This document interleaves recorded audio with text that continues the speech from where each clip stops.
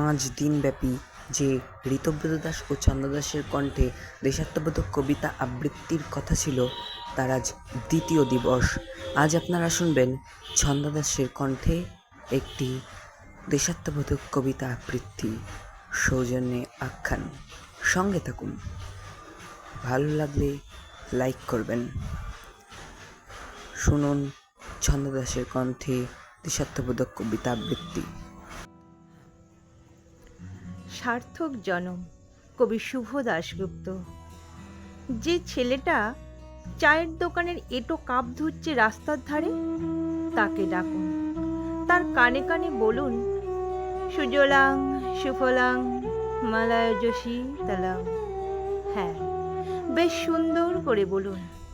যে মেয়েটা চাকরির নাম করে বনগা কিংবা চাকদা থেকে রোজ সকালে ট্রেনে সেজে গুজে শহরে আসছে শরীর বেচে চাল ডাল নুন কিনতে, তাকে ডাকুন।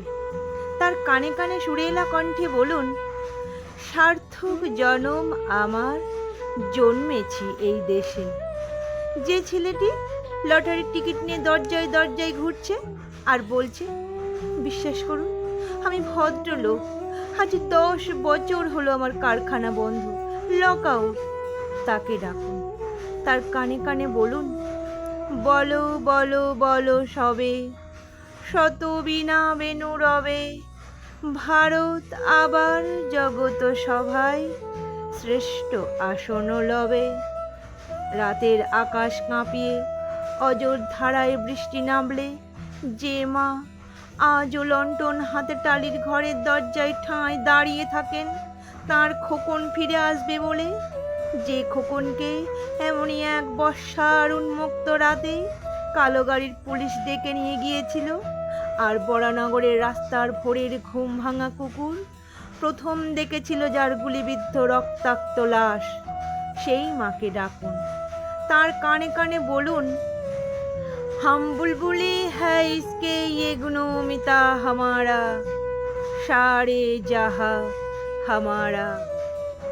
সবাইকে সব কিছু বলা শেষ হলেই শুনশান শীতের রাতে 5 মাথা মোড়ে ঘোড়ায় চড়ে বসা সেই মহা বিপ্লবীর পায়ের সামনে ধীরে ধীরে এগিয়ে যান। ফাঁকা রাস্তায় রাতের বাতাসে কান পাতুন, শুনতে পাবেন সেই বিপ্লবী পুরুষের বজ্রকণ্ঠ, আমি তোমাদের কাছে রক্ত চেয়েছিলাম তোমাদের স্বাধীনতা এনে দেব বলে, আমি পারিনি, কিন্তু আমি আমার সমস্ত জীবন উৎসর্গ করেছি, আর তোমরা